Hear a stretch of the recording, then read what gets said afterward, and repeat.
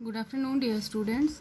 आज हमने एंजियोस्पर्म की क्लासिफिकेशन के बारे में पढ़ा। एंजियोस्पर्म्स की क्लासिफिकेशन के बारे में पढ़ा। इससे पहले आपने जनरल कैरेक्टर्स पढ़े, ठीक है। एंजियोस्पर्म्स को हमने कैसे क्लासीफाई किया है एंजियोस्पर्म्स को क्लासीफाई किया गया है, डिवाइड किया गया है टू क्लासेस में। एक होता है मोनोकॉटिलिडन्स और सेकेंड इज डाइकॉटिलिडन्स। मोनोकॉटिलिडन्स क्या होते हैं? मोनोकॉटिलिडन्स के जो सेलेंट फीचर्स है उसमें लीव्स जो हैं उनके वो सिंपल होते हैं और इनमें पैरेलल वेनिएशन होती है। फॉर एग्जांपल ये मैं आपको आगे दिखाऊंगी पैरेलल वेनिएशन क्या होती है। जैसे मेज़ है, राइस है, व्हीट है, ठीक है। और इनमें सेकंड जिसका करेक्टरिस्टिक फीचर है वो है कि टैप रूट जो होती है वो शॉर्ट लिव्ड होती है और that is replaced by adventitious root. वो अभी मैं आपको बताऊंगी अभी टैप रूट और एडवेंटिशियस रूट क्या होता है। और हर एक फ्लोरल वर्ल जो होता है उसमें 3 मेंबर्स होते हैं, ठीक है। 3 वर्ल्स होते हैं, 3 वर्ल। एक फ्लोरल वर्ल मीन्स वर्ल क्या होता है? ग्रुप किसका? पेटल्स का, ठीक है ना। तो वो उनमें 3 पेटल्स होते हैं, ठीक है। किन में? मोनोकॉट्स में। और इसमें एक ही कॉटिलिडन होता है। वेस्कुलर बंडल्स इसमें in case of monocotyledons closed होते हैं और स्कैटर। क्लोज मीन्स इसमें वेस्कुलर कैम्बियम एब्सेंट होता है इन केस ऑफ मोनोकॉट्स। और स्केटर्ड होते हैं। वेस्कुलर बंडल्स जो हैं वो अलग अलग जगह होते हैं, स्केटर्ड फॉर्म में होते हैं। ये मैं आपको आगे डायग्राम में बताऊंगी। और वेस्कुलर कैम्बियम एब्सेंट होता है। आप सिंपल याद रखोगे मोनोकॉट्स में क्या होता है? पैरेलल वेनिएशन होती है। एडवेंटिशियस पहले टैप रूट होता है, उसके बाद रिप्लेस हो जाता है वो एडवेंटिशियस रूट से। वर्ल में 3 मेंबर्स होते हैं, एक ही कॉटिलिडन होता है इनमें। वेस्कुलर बंडल क्लोज्ड होते हैं एंड स्कैटर्ड और वेस्कुलर कैम्बियम इज एब्सेंट। देखिए पैरेलल वेनिएशन जिसमें वेन्स जो जैसे आप मक्की का पत्ता देखते हो मेज़ का, तो उसमें लंबे लंबे लॉन्ग वेन्स होती है, ठीक है ना। वो पैरेलल वेनिएशन है।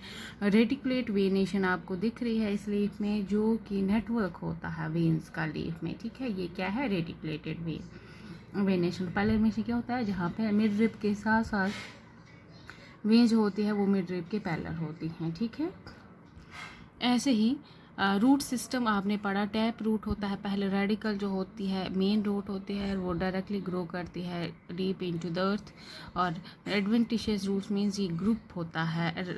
वो वाला रूट जो रेडिकल से नहीं निकलता है वो एडवेंटिशियस रूट होता है, ठीक है। और जो रेडिकल से निकलता है रूट उसको हम टैप रूट बोलते हैं, ठीक है। ऐसे ही मोनोकॉट्स में सिंपल याद रखोगे पैरेलल वेनिएशन होती है। टैप रूट उसमें शॉर्ट लिव्ड होती है, एडवेंटिशियस रूट्स होते हैं। फ्लावर्स उसमें होते हैं ट्राइमर्स। 3 वर्ल में 3 ही मेंबर्स होते हैं और उनमें एक ही कॉटिलिडन होता है। वेस्कुलर बंडल्स जो उसमें होते हैं वो क्लोज्ड होते हैं, मतलब वेस्कुलर कैम्बियम एब्सेंट होता है। और वेस्कुलर बंडल्स जो स्कैटर्ड फॉर्म में प्रेजेंट होते हैं, ठीक है। ऐसी वो आपको मैं आगे फिर से दिखाऊंगी। डाइकॉटिलिडन्स क्या होते हैं? जिनमें रेटिकुलेट वेनिएशन मीन्स ये रेटिकुलेट वेनिएशन मैंने आपको डायग्राम दिखाई। रेटिकुलेशन क्या होती है? जिसमें नेटवर्क होता है किसका? वेन एंड वेनलेट्स का। जैसे अगर आप पीस का लीफ देखोगे या एप्पल का देखोगे, ठीक है। ऐसे इसमें प्राइमरी रूट जो होती है वो लॉन्ग लिव्ड होती है, लेकिन मोनोकॉट में क्या होती है? प्राइमरी रूट शॉर्ट लिव्ड होती है, ठीक है। और यहाँ पे फ्लावर जो होते हैं वो टेट्रामर्स होते हैं, या तो 4 होते हैं उसके पेटल्स, या तो पेंटामर्स 5 होते हैं। और वेस्कुलर बंडल्स जो होते हैं वो रिंग्स में अरेंज होते हैं। मोनोकॉट में स्केटर्ड फॉर्म में होते हैं, लेकिन डाइकॉट्स में वो रिंग्स में अरेंज होते हैं, ठीक है। यहाँ पे सीड्स में 2 कॉटिलिडन्स होते हैं। वेस्कुलर बंडल रिंग में अरेंज होते हैं और वेस्कुलर बंडल हम बोल सकते हैं ओपन होता है। ओपन मतलब वेस्कुलर कैम्बियम प्रेजेंट होता है। ये देखो डाइकॉट स्टेम में वेस्कुलर बंडल्स क्या होते हैं? रिंग में प्रेजेंट है। ये रिंग देखो, रिंग स्ट्रक्चर में प्रेजेंट है। ये जाइलम एंड फ्लोएम में बीच में है इनकी रिंग, जिसको हम वेस्कुलर कैम्बियम बोलते हैं। हम बोल सकते हैं ये वेस्कुलर बंडल्स में ओपन है। ओपन का मतलब होता है जहाँ वेस्कुलर कैम्बियम प्रेजेंट होता है, ठीक है। मोनोकॉट में आपने पढ़ा कि जो वेस्कुलर बंडल्स हैं स्कैटर्ड फॉर्म में है। अब देखो मोनोकॉट स्टेम है, इसमें स्कैटर्ड फॉर्म में है और ये क्या होते हैं? ये क्लोज्ड होता है, मीन्स इसमें कैम्बियम जो होता है वो एब्सेंट होता है, ठीक है। ये डिफरेंस है किसकी? डाइकॉट एंड मोनोकॉट की, ठीक है। और उसके बाद टेट्रामर्स मीन्स जिसमें 4 ही पेटल होंगे, ठीक है ना। वो किस में है? डाइकॉट में है। पेंटामर्स में तो जिसमें पाँच ही पेटल्स होंगे। ये देखिए इसमें 4 है, 1 2 3 4, ये क्या है, ये टेट्रामर्स फ्लावर है और जिसमें 5 पेटल होंगे, 1 2 3। आप इससे भी डिफ्रेंशिएट कर सकते हो। मोनो में क्या होता है, वहाँ 3 ही ये पेटल्स होते हैं, ठीक है ना, उसको हम बोलते हैं ट्राइमेरस, ठीक है। ट्राई मतलब 3, टेट्रा मीन्स 4, पेंटा मीन्स 5, ठीक है। यहाँ पे 5 वॉल्स होते हैं इसमें, इन केस ऑफ डाइकॉट्स, ठीक है। देखिए डाइकॉट्स में आप देख सकते हैं कॉटलीडन्स जो होते हैं, आप जब भी सीड ग्रो करता है ना, सीडलिंग बनती है, तो वहाँ से ये 2 लीफ लाइक स्ट्रक्चर्स नज़र आते हैं। ये 2 लीफ लाइक स्ट्रक्चर जो है इनको हम कॉटलीडन बोलते हैं, ठीक है। इसमें 2 कॉटलीडन्स होते हैं, इसलिए हम इसको डाइकॉट बोलते हैं। जिसमें एक ही कॉटलीडन होगा उसको हम क्या बोलते हैं, मोनोकॉट बोलते हैं, ठीक है ना।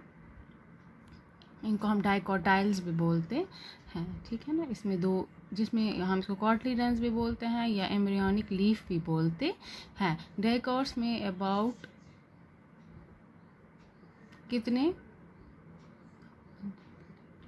20 लाख स्पीशीज़ होती हैं, किसकी, डाइकॉट्स की, ठीक है। आप ये उसके बाद हमें इकोनॉमिक इंपॉर्टेंस, अगर एंजियोस्पर्म्स की पहले तो मोनोकॉट और डाइकॉट की डिफरेंस आपको समझ आ गई होगी। उसके बाद आप क्या देखोगे कि इकोनॉमिक इंपॉर्टेंस क्या है। एंजियोस्पर्म्स हमें सोर्स ऑफ फूड भी हैं, जैसे यहाँ हम सीरियल, पल्सेस, वेजिटेबल, फ्रूट जो भी खाते हैं वो हमें एंजियोस्पर्म से मिलता है। एडिबल ऑयल, खाने का तेल, जैसे ग्राउंड नट ऑयल होता है, mustard oil, sunflower oil, coconut oil, ये सारा हमें किससे मिलता है, एंजियोस्पर्म से मिलता है। ऐसे स्पाइसेस जो हम धनिया, कोरिएंडर, चिलीज खाते हैं, ये सब हमें एंजियोस्पर्म से मिलता है। बेवरेज जैसे हम टी, कॉफ़ी लेते हैं, ये सब हमें किससे मिलता है, एंजियोस्पर्म से ही मिलता है, ठीक है।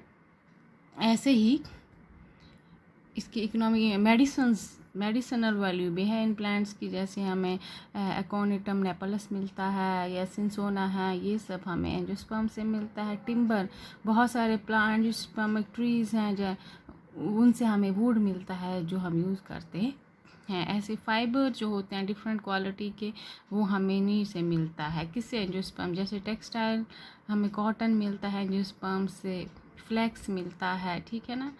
ऐसे ही और भी बहुत सारी मतलब और भी यूज़फुल आर्टिकल्स हैं, जैसे पेपर है, रबर है या टोबैको है, वो हमें सारे एंजियोस्पर्म से मिलता है।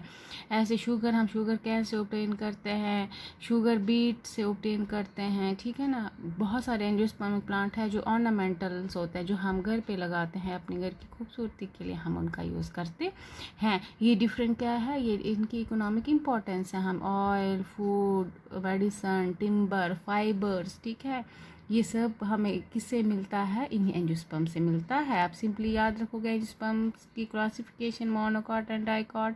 फिर उनके कैरेक्टरिस्टिक क्या है, मोनोकॉट्स में पैरेलल वेनेशन होती है, 3 मेंबर्स होते हैं, किसमें फ्लोरल वर्ड में एक ही कॉटलीडन्स होता है, वेस्कुलर बंडा क्लोज्ड होते हैं और स्कैटर्ड फॉर्म में होते हैं, प्राइमरी रूट इसमें शॉर्ट लिव्ड होती है, ठीक है ना। ऐसे ही डाइकॉट्स में प्राइमरी रूट लॉन्ग लिव्ड होती है, एडवेंटिशियस रूट्स कुछ केसेस में होते हैं, और लीव्स इसमें रेटिकुलेट होते हैं, फ्लावर्स या तो टेट्रामर्स होते हैं या पेंटा में तो 5 पेटल होंगे बॉल में या 4 होंगे, ठीक है। और 2 कॉटलीडन्स प्रेजेंट होते हैं सीड्स में, और वेस्कुलर बंडल्स अरेंज होते हैं रिंग में, वेस्कुलर कैम्बियम जो में प्रेजेंट होता है, ठीक है। ये आप याद रखोगे, ठीक है। फिर इसकी economic importance, that is enough for today, thank you.